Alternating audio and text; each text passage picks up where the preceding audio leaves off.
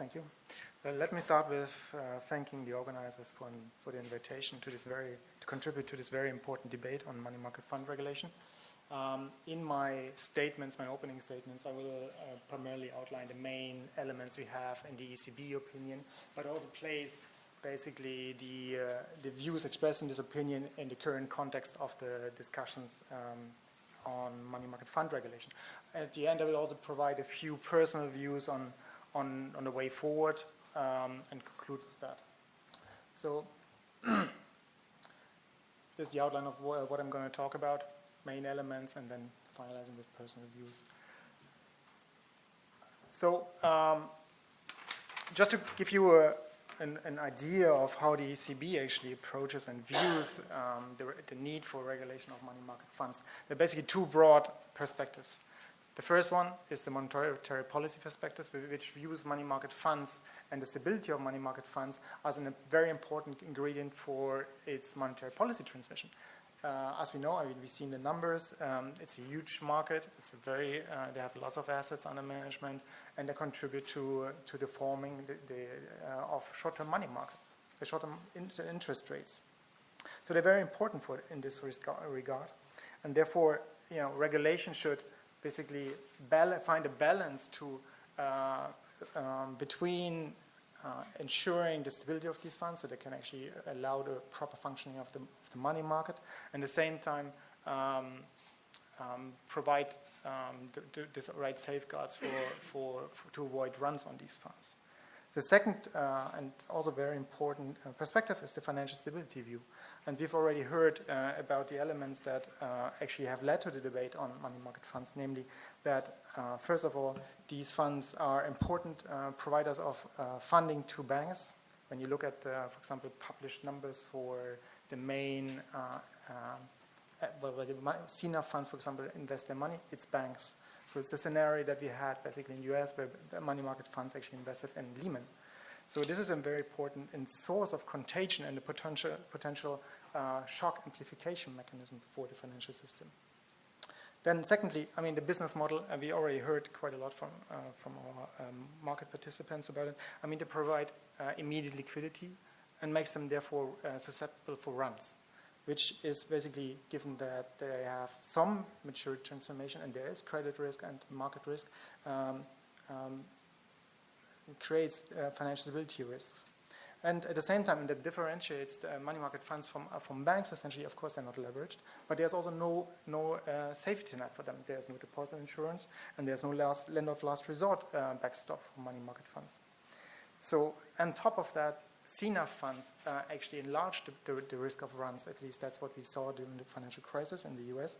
And I know that their argument is that we didn't see that in Europe, but at the same time, we didn't have an event like Lehman Brothers. We didn't have the materialization of credit risk in the EU, fortunately, that could have triggered a run on EU money market funds. So the risk is real, it's there, and therefore there's a need to actually find some sort of enhanced regulatory framework for money market funds. So coming to CNAFs in particular, there was one question by the organizers, to what extent actually there's a need to achieve international convergence. I think we already heard also the views from the industry that actually they're supportive of an international framework of one standard, and the ECB, in its opinion, also shared this view. In fact, it's a global market. US money market funds are linked to EU banks. We saw it as well during the financial crisis when some of the US actually money market funds withdrew funding from European banks. US investors are in EU CNAF funds, and EU money market funds invest in US assets, the treasuries primarily. So they're closely linked, and there are interactions between the two. As regards the US, we know already what the US has proposed. Basically, VNAVs will be the main standard for institutional investors, but there's also the possibility for CNAVs for retail and public debt funds. Redemption gates and fees that have been mentioned before are part of the regulatory framework in the US, and we think actually this is an important element, an important ingredient that can actually support the prevention of runs on money market funds. So coming to one of the main elements of the ECB's opinion, we stated in our opinion that in line with the ECB, a mandatory conversion is a possible scenario. At the same time, we considered a capital buffer that was proposed in the Commission proposal 2013 as a step in the right direction. But at the same time, we noted as well that a risk-based capital buffer should be explored, given that basically a risk insensitive, not sensitive framework may not address the right risk of money market funds. At the same time, we are also very much from the monetary policy perspective concerned about a sudden decline of liquidity in money markets. So, any framework needs to be gradually implemented. For example, like in the US, where a 2-year transition period was actually used, or is used actually. As regards sponsor support, we also very much of the view at the ECB that there should be restrictions on external support for 2 reasons. First, there are reputational risks for the banks that typically sponsor these banks. And of course, given the size of some of these money market funds, there's a potential risk also for the balance sheet of banks that could trigger further risk for the financial system, in particular the banking system. So these external support situations should be strictly exceptional. And moreover, there should be some EU-wide coordination, because we need some rules, some coordination mechanism to identify what is actually an exceptional circumstance that could actually allow the possibility for external support to money market funds.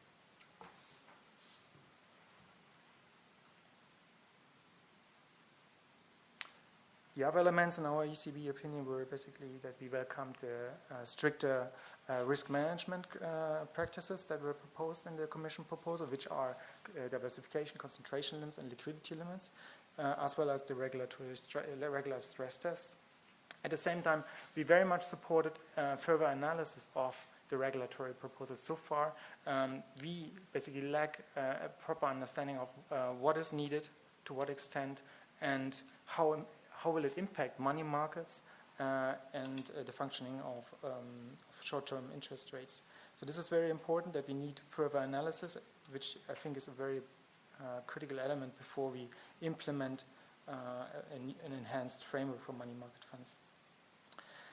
Moreover, we also see an assessment of the systemic risks, given that we already heard before that we might actually see further concentration of industry, and there are some money market funds which are significantly larger than the average, and these particular funds might pose a particular risk for financial stability.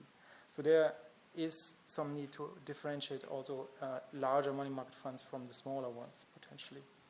As regards ratings, there's the idea to reduce the excessive reliance on external ratings, but at the same time, we in the ECB see also some limits to the benefits of internal ratings. So it needs to be a balanced approach on this. And finally, on these further elements, we at the ECB think, given our macroprudential mandate now, we need broader access to information on money market funds, and particularly access to a potential database at ESMA on money market funds, which actually allows us to assess the systemic risk of money market funds. So much about the ECB opinion and the views expressed there.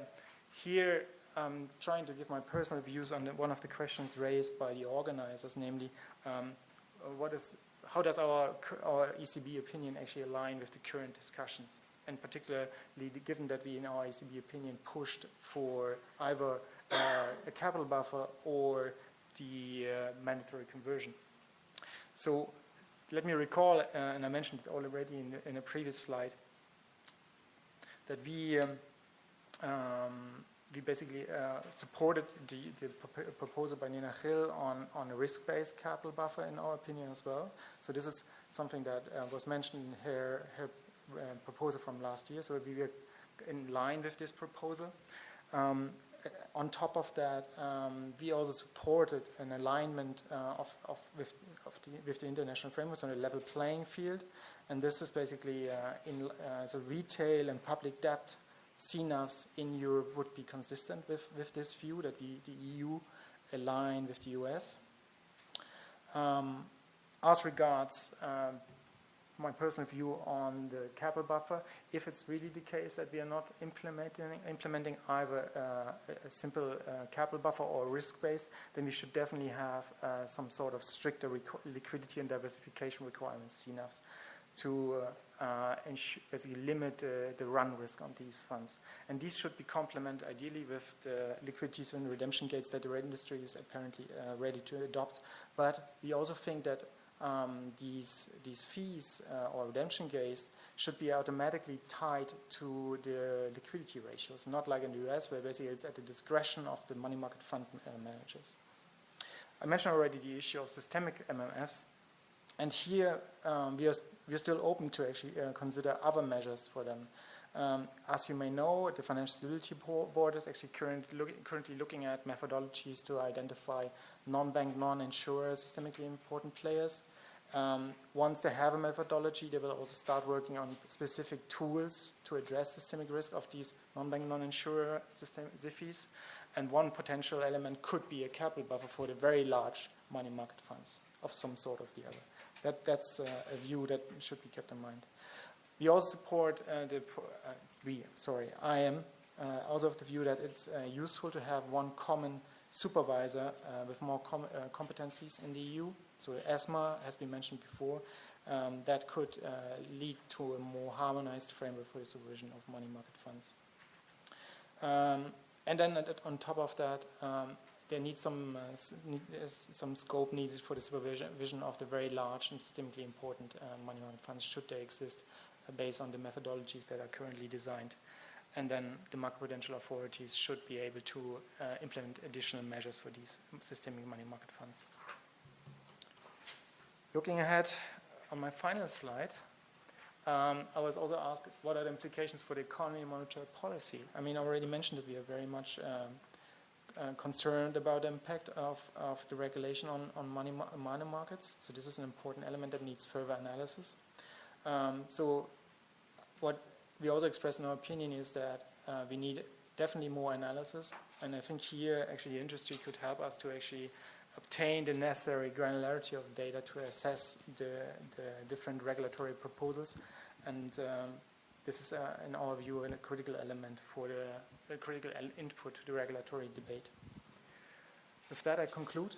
Thank you for your attention.